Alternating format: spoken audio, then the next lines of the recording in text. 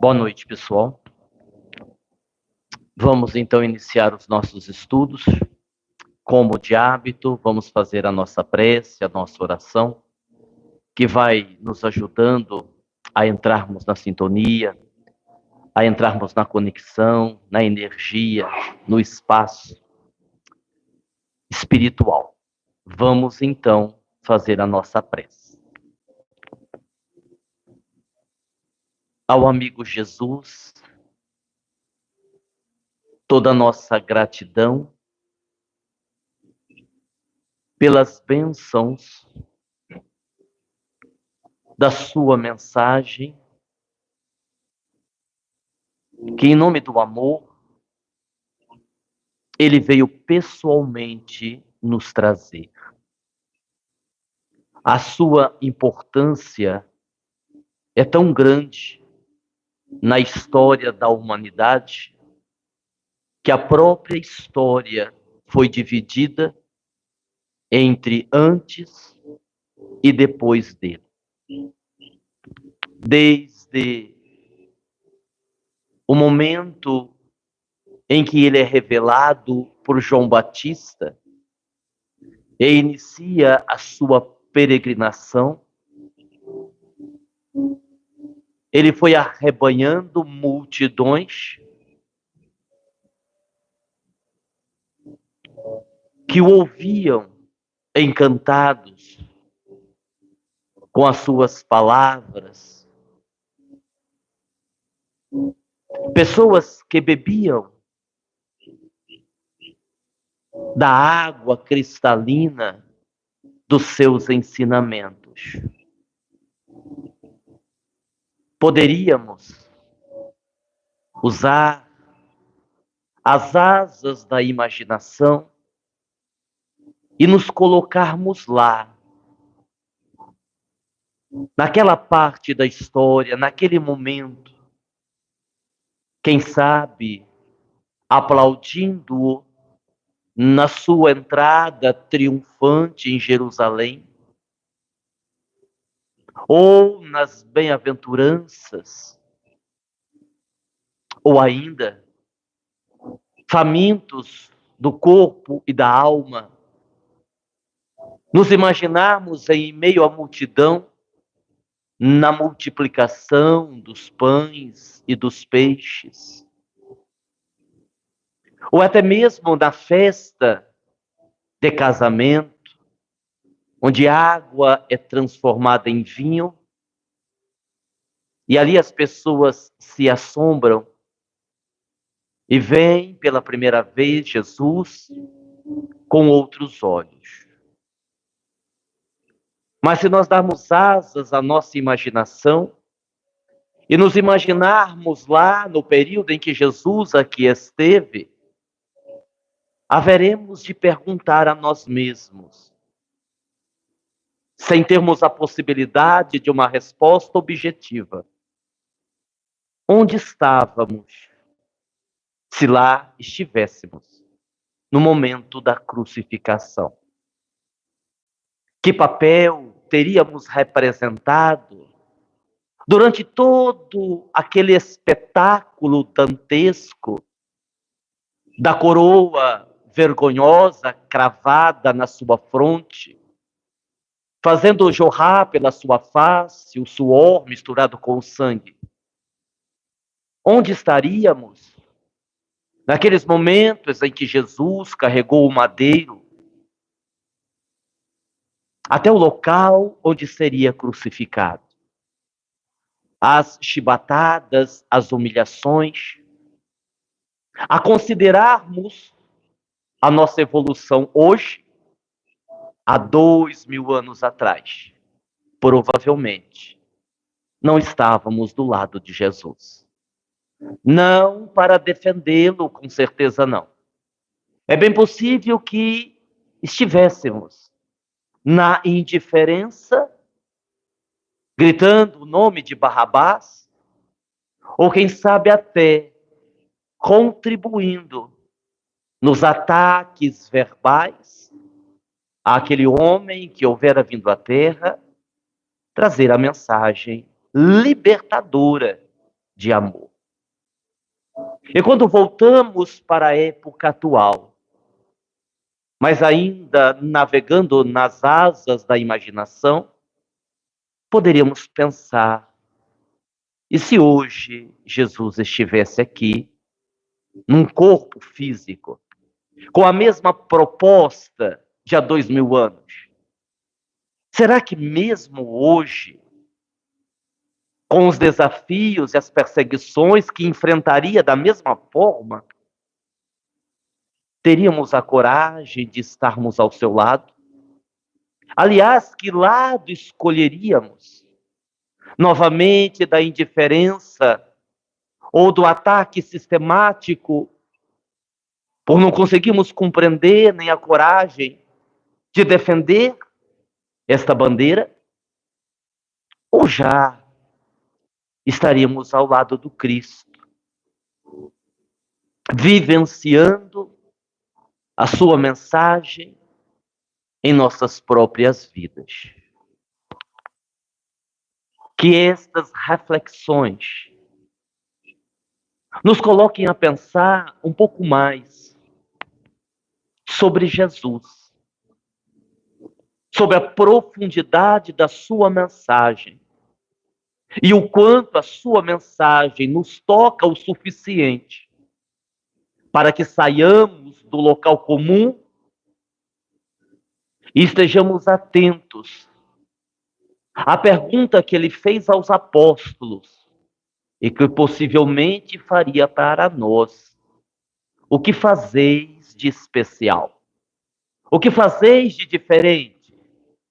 O que fazeis em meu nome? São apenas reflexões. Como dissemos, é improvável que tenhamos respostas objetivas. São apenas reflexões. Mas que estas reflexões nos ajudem a aproximarmos um pouco mais da vivência cristã, que o mundo está tão carente. Não de oradores, de expositores, de conhecedores do Evangelho e das leis. Não de intelectuais, mas de pessoas que vivenciam o Evangelho de uma forma discreta, às vezes obscura, que faz a caridade na calada da noite, junto aos mais necessitados. Muitas delas que o holofote não a destaca, mas que continuam agindo em favor da disseminação do Evangelho. Que possamos pensar sobre tudo isso, no momento em que, por mais incrível que pareça, o Evangelho do Cristo é atacado sutilmente, covardemente, sem declarações bombásticas, explícitas e diretas, mas na sutileza dos covardes, na atitude sombria, a tentativa de tirar o Cristo como máximo representante do amor sobre a terra. Talvez seja a hora de levantarmos, não para guerrear, mas levantarmos-nos como cristãos que somos, provando que a sua mensagem deu certo, que a sua proposta tocou mais pessoas do que o mal pode supor, e que em nome desse Cristo haveremos de continuar plantando a boa semente na terra fértil ou na terra infértil, em meio aos pedregulhos ou à beira do caminho, mas continuaremos a semear quanto tempo isso demandar, porque eis aí a proposta do Cristo. Sem nos esquecermos, para finalizar, que em nenhum momento Jesus iria dizer que os seus apóstolos seriam reconhecidos pelo conhecimento adquirido. Em nenhum momento Cristo teria dito que os seus apóstolos ou discípulos seriam reconhecidos por ostentar determinadas condições espirituais à frente desta ou daquela religião. Ele foi explícito ao dizer: os meus discípulos serão reconhecidos por muito se amar. Sem amor, teremos apenas uma vã filosofia. Sem amor, uma ciência vazia. Sem amor, palavras belas para o nosso vocabulário. Mas sem expressar o amor, que contagia pela sua força, pela sua luz e pela determinação de fazer brilhar esta luz em toda a humanidade. E que este Cristo nos abençoe, agora e sempre, que assim seja.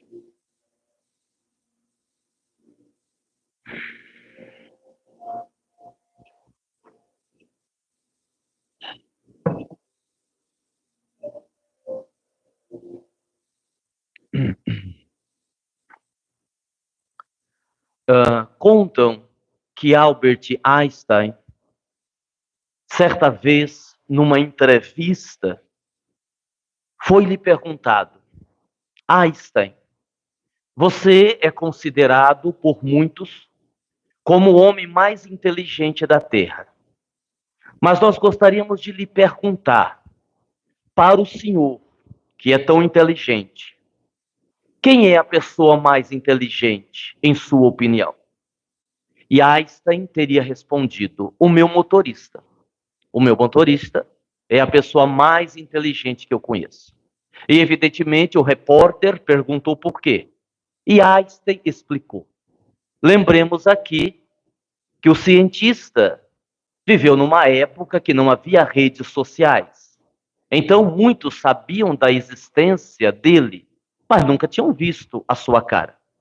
Ele estava se deslocando para uma palestra com o seu motorista, que sempre o acompanhava, e ele fez uma reclamação, dizendo que estava cansado, que aquela palestra que ele iria fazer, ele já havia realizado-a mais de 50 vezes, e ele realmente estava cansado, desejava não fazer a palestra. E o seu motorista então disse: mas nós podemos resolver isso. Se o senhor quiser, eu faço a palestra no seu lugar. Mas como assim? Ele disse: claro, porque nessas 50 palestras eu conduzi e tive que assistir a palestra. Eu já decorei. Assistindo essa palestra mais de 50 vezes, eu já sei o que o senhor vai falar. Se o senhor quiser, eu falo no seu lugar. Mas você conseguiria? Sem dúvida. Trocaram de roupa. Einstein então chegou como motorista, sentou-se na plateia, e o motorista assumiu o púlpito. E realmente fez uma palestra brilhante, ele havia decorado. E foi bem até quase no final, mas quando estava no final, um repórter, talvez mal intencionado, ergueu a mão e disse: Einstein, gostaria de fazer uma pergunta. E fez aquela pergunta. Talvez uma das perguntas mais difíceis que alguém já tivera feito a Einstein. Einstein, o motorista, olhou para o repórter e disse: mas a sua pergunta é muito fácil. A sua pergunta é muito medíocre. Aliás, a sua pergunta chega a ser estúpida, de tão simples que é. Eu nem vou me dar o trabalho de responder. E para provar que a sua pergunta é muito medíocre, até o meu motorista sabe responder isso. Por favor. E aí então o motorista dirigiu-se ao púlpito e respondeu a pergunta. Isto chama-se presença de espírito. A capacidade de você raciocinar e pensar rápido numa situação de pressão ou de perigo. E nós escolhemos começar com essa história porque hoje vamos falar um pouquinho sobre fatalidade. Fatalidade e livre-arbítrio. Nós devemos pensar, e esse pensamento, esse raciocínio, nos ajuda a compreender a própria vida. Só existem 4 causas para o nosso sofrimento. E nenhuma delas tem a ver diretamente com Deus.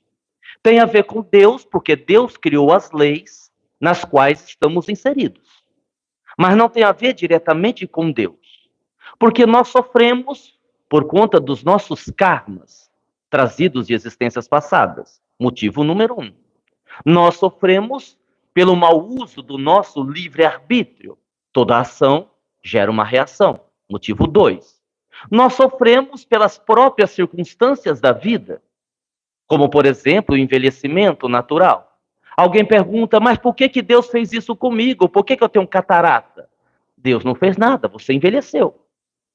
E quando a gente envelhece, com o desgaste do corpo, alguns têm catarata, outros bico de papagaio, outros têm tendinite, bursite, e todos os ites que vocês imaginarem. São circunstâncias da vida.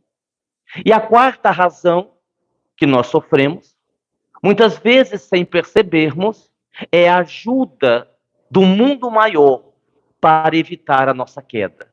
Quantas e quantas vezes uma dor maior, um sofrimento maior, um desafio maior serve para que a gente retorne ao equilíbrio e não continue a caminhar na direção do abismo. Então, se nós considerarmos que todo o nosso sofrimento partem desses 4 pontos, não fica difícil compreender que Deus é bom e misericordioso. E que em qualquer situação que a gente viva, não podemos atirar a culpa nele, nem na vida, nem em ninguém. Já que ninguém vive a experiência que não precisa viver para o próprio crescimento espiritual. Mesmo quando estamos falando de karma, estamos falando de livre-arbítrio. Porque nós só somos herdeiros de nós mesmos. Da mesma forma que geneticamente falando, fisicamente falando, herdamos traços do nosso pai, da nossa mãe, do nosso avô, da nossa avó. Olha, os olhos são do avô. Veja, o cabelo é igual ao da mãe. Nós também somos herdeiros espirituais, só que aí de ninguém, a não ser de nós mesmos. Porque quando nos referimos aos nossos ancestrais, o bisavô, o tataravô, na maioria das vezes, estamos nos referindo a nós mesmos. Que continuamos no círculo reencarnatório dentro da mesma família e acabamos voltando, sendo muitas vezes neto, bisneto, tataraneto de nós mesmos. Então somos herdeiros de nós mesmos. Isso quer dizer que mesmo no processo kármico existe a presença do livre-arbítrio.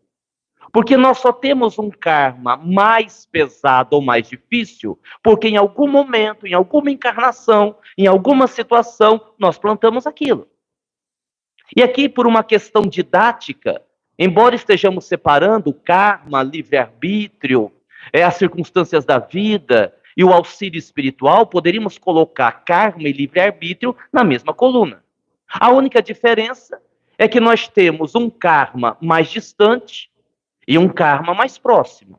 Um karma referente à encarnação passada e um karma referente à atual existência.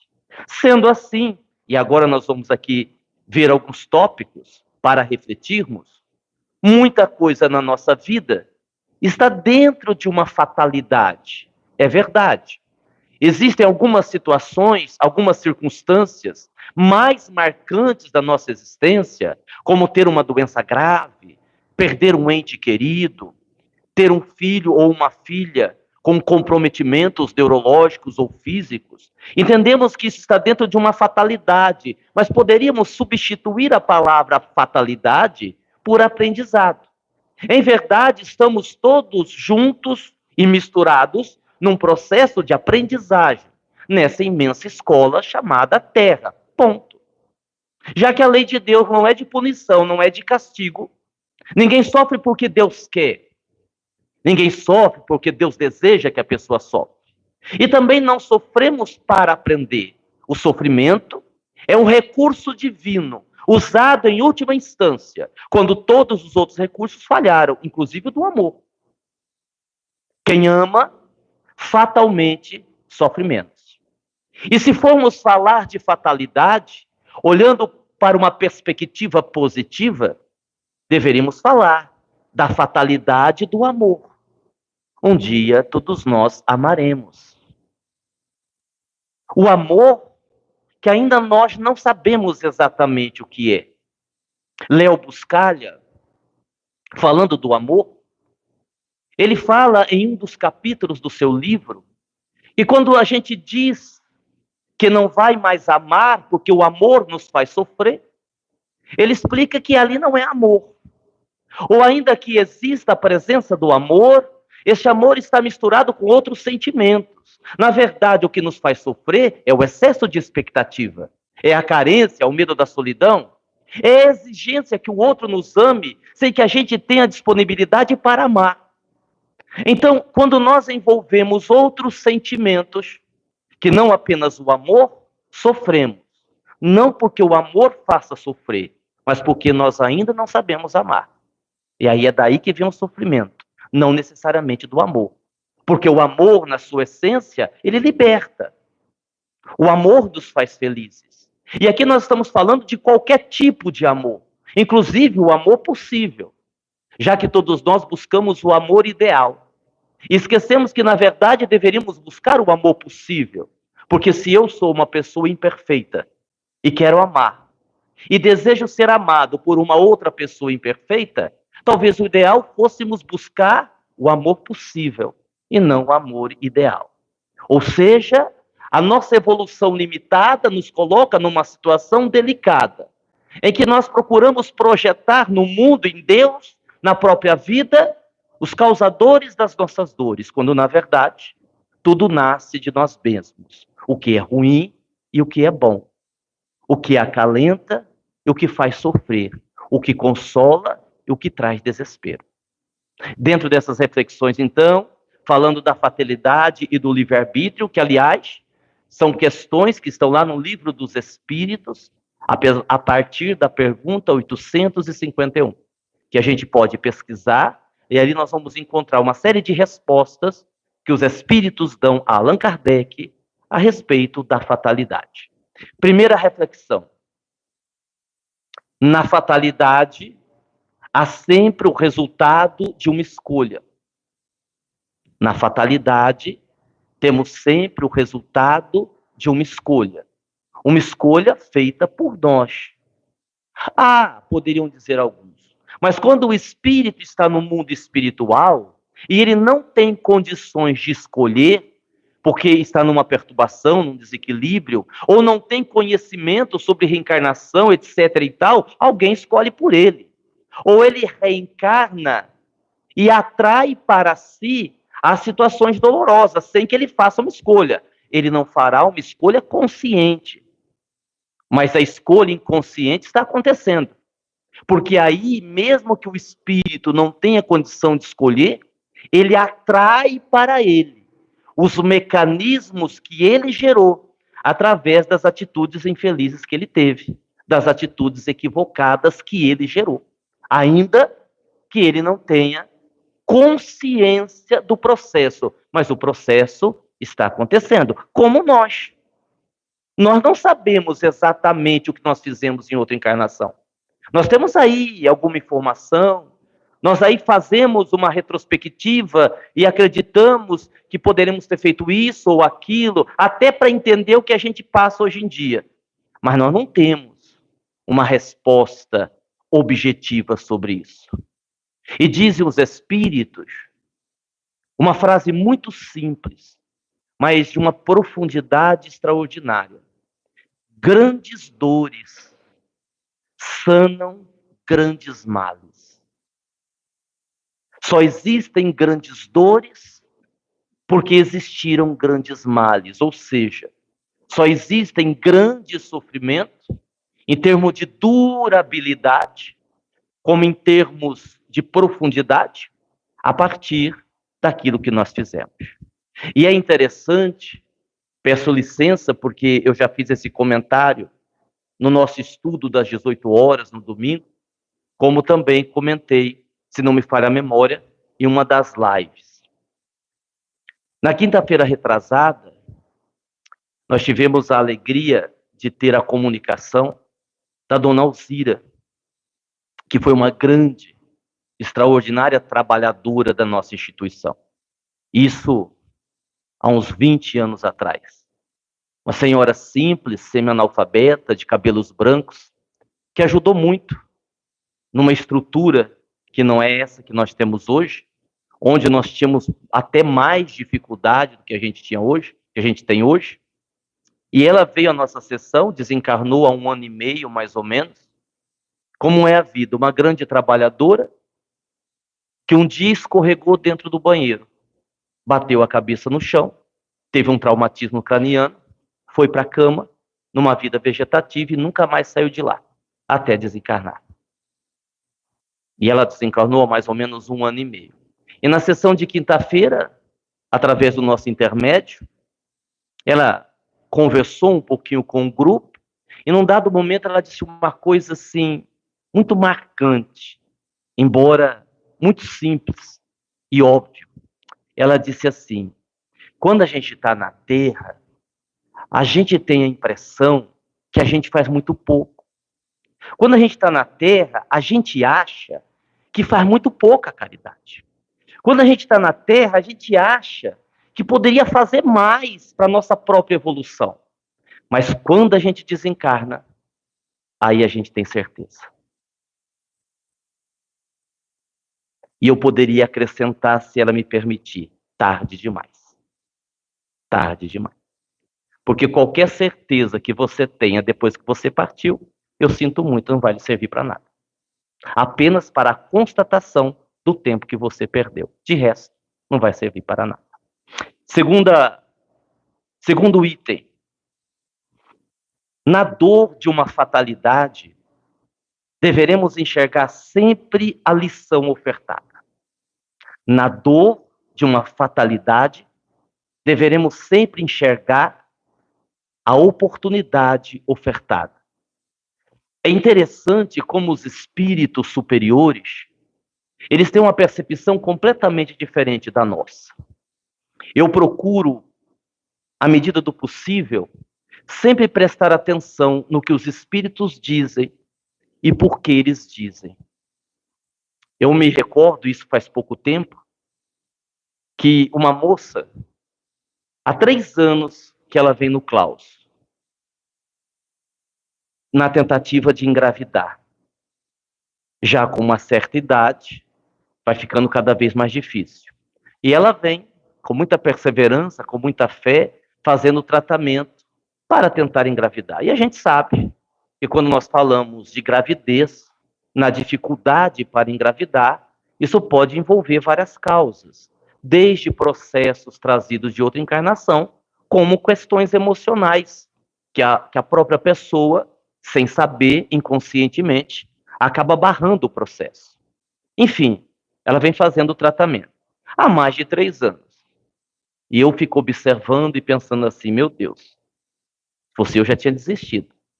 Porque 3 anos, tentando engravidar sem conseguir, e no início do ano, na virada desse ano, 2023 para 2024, engravidou. Eu digo, até que enfim. Ufa, né? Aquela felicidade toda. Que durou 20 dias, 1 mês, e numa primeira ultrassom, ela foi informada que o feto não desenvolveu, que o coração não estava batendo, e ela teve que fazer uma curetagem. E aí, depois de 2 semanas, ela veio no Dr. Klaus.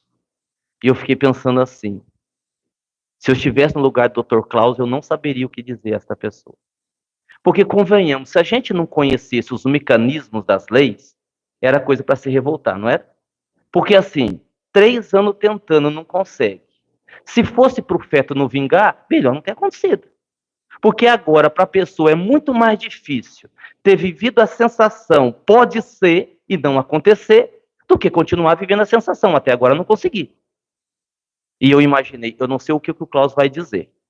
E claro que ela, deitada na maca, falou do seu drama, da sua tristeza, o que tinha acontecido, o quanto ela estava triste, o quanto ela estava amargurada, o quanto ela estava sofrendo. E o Dr. Klaus, surpreendentemente, disse assim a ela, vejo o lado bom. E ela, e se fosse eu, teria dito a mesma coisa. E existe lado bom? Eu teria feito a mesma pergunta. Ele respondeu, claro que existe. Pelo menos agora a gente sabe que a senhora engravida. Ah, mas eu perdi. Isso é outra história. Pelo menos agora a gente sabe que a senhora engravida. O motivo a mais para a gente continuar tentando. Alguma coisa aí no meio do caminho não deu certo. E às vezes, eu não estou dizendo que seja o caso dela, porque eu não sei. Às vezes, é uma coisa interessante. Há espíritos que, pela forma como desencarnaram, ou pela vinculação com o mal, desestruturam de tal forma o perispírito que eles deixam de ter a forma humana, que é aquilo que alguns espíritos definiram, André Luiz falou disso, como a segunda morte. A segunda morte no mundo espiritual é quando o espírito ele entra em colapso, a mente entra em colapso e ele começa a se retrair, perdendo a forma humana. Este quadro é muito difícil de ser tratado. Há situações em que não existe recurso no mundo espiritual para colaborar com o espírito para ele retomar a forma humana. Então aí, os especialistas desta área, eles usam um recurso muito comum, com o consentimento da mãe, eles providenciam a reencarnação desse espírito, que eles já sabem de antemão que não vai vingar. Porque o espírito, ele não só não tem mais a forma humana, mas a carga energética é tão pesada que o útero materno não suporta. Depois de alguns meses ele vai expulsar. E aí a gente vai chamar isso de um aborto natural, né? Mas tem a ver com a energia do espírito. Só que aí tem um detalhe. Vejam bem, o espírito está no mundo espiritual se retraindo, se fechando. E se ele continuar assim, ele vai para aquilo que os espíritos chamam de ovoidização. Ele se transforma num ovoide, que é quando o espírito perde a forma humana. Enquanto ele está no processo, ele é definido de vibrião. Quando ele chega no ápice, é um ovoide. Por quê? Porque por causa da própria aparência. É como se fosse um ovo grande, né? De um tamanho mais ou menos de uns 20 centímetros para menos, e essa é a aparência do ser. Aí os espíritos conectam esse ser no útero materno e começa o processo de gestação. No processo de gestação há uma expansibilidade. O feto vai se formando no útero materno e aí então o espírito começa a retomar a forma humana, a mãozinha, o pezinho, a cabeça. E aí chega no terceiro, quarto mês, não aguenta, a energia é muito pesada, a mãe perde o bebê.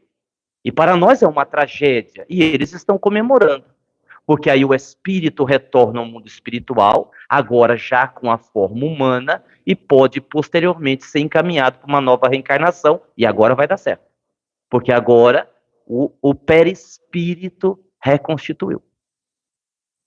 Então, nem tudo que a gente vê como tragédia realmente é uma tragédia. Inclusive, há casos, alguns, definidos pela medicina como gravidez psicológica, que não é tão psicológica assim. Muitas vezes, um espírito nessa condição é aproximado e psicologicamente a mãe sente a presença, mas só a nível espiritual. Não chega a ver o processo no corpo físico. E ali, junto da possível mãe, que não se tornará, não naquele caso, existe um espírito ali sendo beneficiado pelo processo. E aí, qual é a conclusão que a gente chega? Como as leis de Deus são misericordiosas. Como as leis de Deus nos ajudam. E aí a gente fica imaginando, e a gente é levado a imaginar isso, quando a gente assiste aí o Nosso Lar, parte 2, né, Os Mensageiros, que fala muito do projeto, ou dos projetos reencarnatórios. Não é? tudo está amarrado, né? Tudo está condicionado, filho, mãe, pai, trabalho no centro, quem vai ajudar, quem vai tomar a frente, quem vai dirigir, quem vai contribuir financeiramente, tudo dentro de um projeto. E claro, infelizmente, quase sempre os projetos são abortados, porque chegando aqui, com o véu do esquecimento, nós acabamos esquecendo, e esse não é o grande problema. O problema não é esquecer o que foi combinado. O problema são as nossas tendências, que nos faz inclinar para os nossos velhos hábitos e repetir a mesma coisa de novo, que foi o que nós falamos no estudo, o perigo da repetição. E nós vamos repetindo, repetindo, repetindo, e acabamos tendo 5, 10, 15 encarnações em que a gente não sai do lugar. Em termos de evolução, a gente não sai do lugar. Por quê? Porque vamos repetindo, repetindo, repetindo, até que a lei usa um mecanismo mais severo de corrigenda. E aí a gente tem uma vida mais difícil. E aí é a hora que a gente diz assim, nossa, por que eu tenho que sofrer tanto, hein? E ele não sabe que teve 15 encarnações sem sofrimento, que podia ter dado certo e não quis. Então agora, uma dor maior. Tá? Próximo item. Quando não estamos sendo negligentes, o medo da morte não tem razão de ser. Quando não estamos sendo negligentes, o medo da morte não tem razão de ser. Eu contei a vocês, e essa pessoa deve ter se inspirado nos TikTok da vida. Porque tem pessoas que estão no lugar errado, né? Não deveriam estar naquela profissão. E um dia desses que eu viajava para uma cidade aí, eu descobri que tem muito piloto de avião que deveria ser humorista. Sabe aquele humor negro? Porque o piloto disse assim, senhores passageiros, nós estamos passando por uma área de severa turbulência. Permaneçam sentados, com os cintos afivelados e de preferência com RG no bolso para facilitar a identificação dos corpos. Eu digo, gente, aí você ouve isso no trecho de Rio Preto a Campinas. Aí você chega em Campinas, você vai ficar lá 8 horas esperando o próximo avião. Aí um amigo manda um zap assim, Aguinaldo, sonhei com você, tá acontecendo alguma coisa? Porque você estava no lugar negro, escuro, eu digo, pronto, agora vai cair mesmo. Não tenha dúvida. Você ouve o negócio desde o primeiro trecho. A hora que você está na metade, você ouve um áudio desse, não é? Chegou a hora mesmo, né? Mas não chegou ainda, né? Mas... Bom, próximo. Bom, deixa eu explicar isso. O que isso quer dizer? Que a hora de cada um, se você não tiver antecipado a hora da sua morte, e se você não tiver ganho uma moratória, a data marcada vai acontecer. E aí tem gente que diz assim, não, eu sonhei que eu ia morrer numa queda de avião, então eu não viajo de avião. E aí o avião cai em cima da casa dele. E ele morre de acidente de avião, sem estar dentro do avião. O que isso quer dizer? Porque a gente tentar evitar a possibilidade de uma desencarnação é uma bobagem, né? Ah, não vou sair de casa, né? Se você não está sendo negligente, se você não estiver contribuindo com nada para aquilo acontecer, se aquilo acontecer, é porque tinha que acontecer, certo? Porque somente o suicida, direto ou indireto, morre antes da hora, ou quem é negligente com a vida. Se você não é negligente, o que tiver que acontecer, vai acontecer. É igual quando você bate o carro. Você está vindo para o centro e bateu o carro. Aí você diz, tá vendo? Se eu não tivesse ido do centro hoje, não tinha batido o carro. Bem que eu pensei em não ir.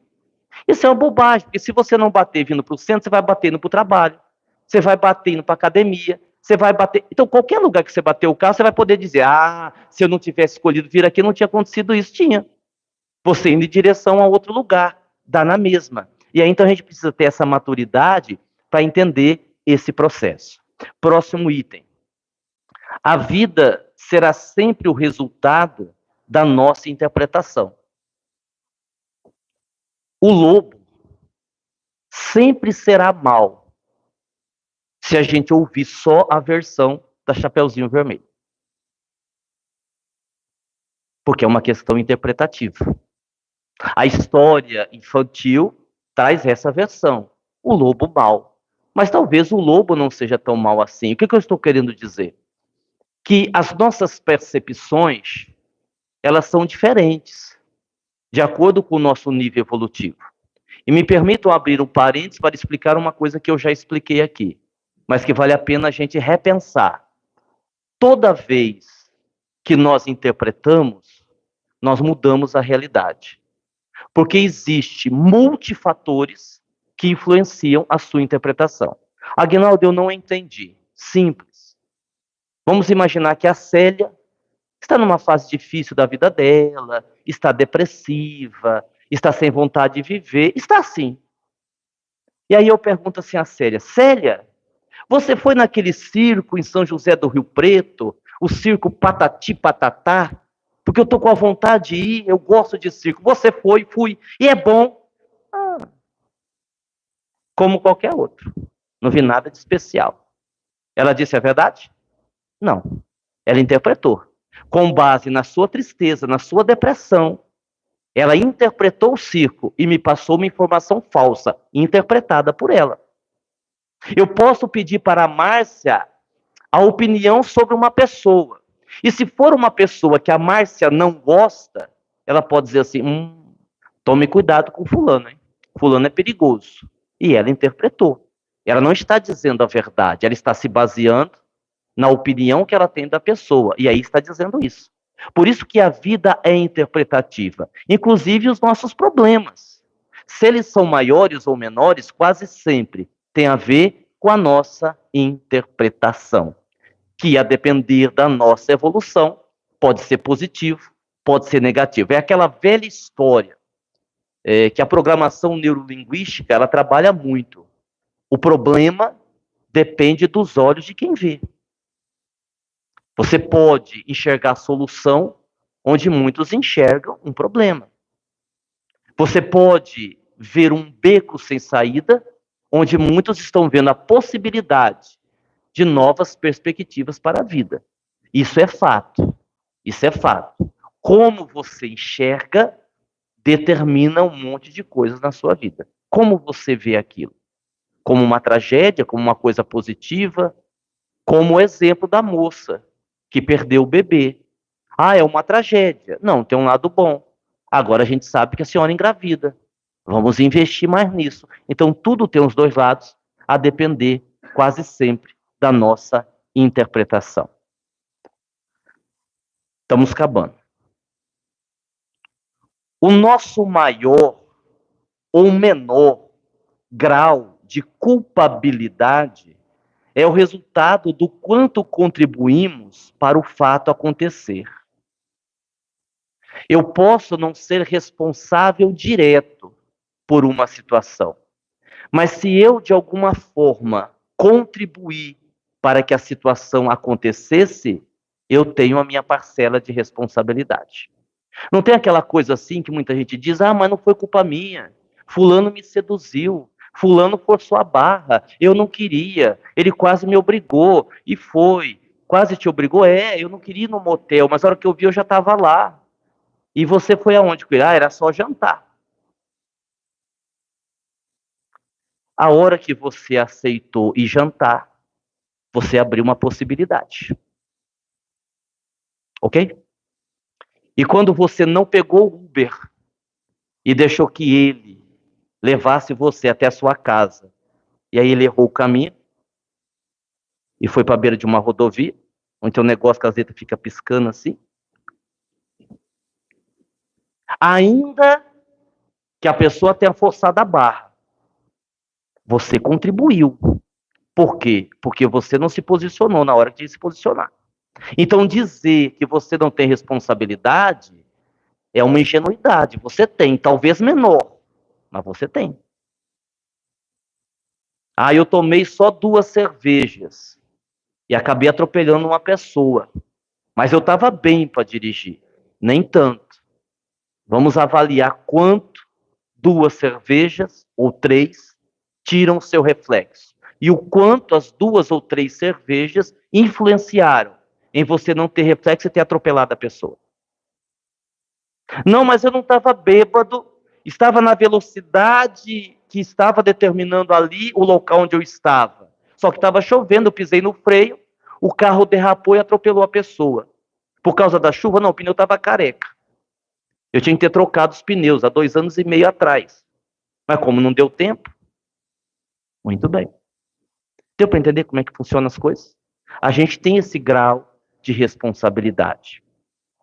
Eu tenho trabalhado, e isso eu tenho trabalhado na clínica, não é com vocês, não. Muito essa questão da lei de ação e reação. Lembrando que você tem que jogar no plural, ação e reações, causa e efeitos. Porque uma ação pode gerar uma reação, que pode gerar outra reação com base na primeira ação. Ou seja, você pode ter uma série de desdobramentos numa ação. Aguinaldo, você poderia dar um exemplo? Posso. Imagine que você se envolve numa briga. Uma briga boba, uma bobeira, um vizinho, né? Uma briga de trânsito. E o cara lá, ou a mulher que seja, é agressivo, é violento, parte para cima de você. E numa infeliz coincidência, você tem uma faca no carro. Para se defender, você dá um golpe de faca. Acerta um órgão e a pessoa morre. Você é réu primário, mas pegou 3 anos, que vai ter que cumprir. Então você tem a ação. Qual foi a ação? Dar a facada no outro. Aí você tem a reação. Qual é a reação? Ser preso. 3 anos. Aí tem uma rebelião no presídio. Do PCC. Você não é do PCC. Eles invadem a sua cela e matam você. O que você tem aí? Uma reação da ação. Deu para entender? São vários acontecimentos que podem se desdobrar a partir da primeira ação. E aí não tem nada a ver com Deus, nem com sorte, nem com destino, nem com karma. Tem a ver com o primeiro passo, que você se perdeu depois. E aí, para a gente encerrar, os obsessores andam de mãos dadas com as nossas fraquezas. Pois é, na década de 90, nós tivemos um criminoso no Brasil que chamou muita atenção. Ele era um motoboy, ele ficou conhecido como o maníaco do parque. Ele violentou e matou muitas mulheres. Se não me falha a memória, 11 ou 12.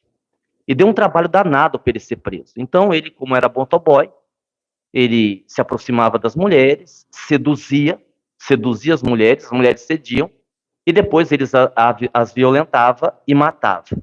E quando ele foi preso, ele não era um cara bonito, e não era também uma pessoa inteligente. E aí, então, quando ele foi lá dar uma entrevista, acharam isso curioso e perguntaram assim a ele: olha, mas você que não é tão bonito e não é tão inteligente, como é que você conseguia seduzir as mulheres? E ele disse assim: é simples, eu dizia o que elas queriam ouvir. Os obsessores usam para nos manipular o que nós queremos ouvir. E muitas vezes, o que nós queremos ouvir e não queremos admitir. Porque admitir significa também assumir que nós falhamos. Então, nós não admitimos, por exemplo, que o equívoco que nós temos nos gera prazer. E como nos gera prazer, nós não queremos parar de fazer. Porque se eu quero melhorar e decido fazer diferente, eu vou ter 2 problemas. Primeiro, a culpa de admitir que errei. Que no fundo eu sabia, mas não queria admitir. E segundo, ter que parar de sentir o prazer de fazer aquilo que eu faço, que embora seja errado, me dá prazer. Esses são os 2 problemas. E aí então as pessoas recuam, dizem não saber por que agem assim, mas no fundo elas sabem e não querem admitir, por conta dessas 2 situações. A culpa gerada e o abandono do prazer. Convenhamos, a gente não precisa ser muito inteligente no básico, vamos no básico, vamos no primário. A gente não precisa ser muito inteligente para saber que o que nós estamos fazendo não está certo.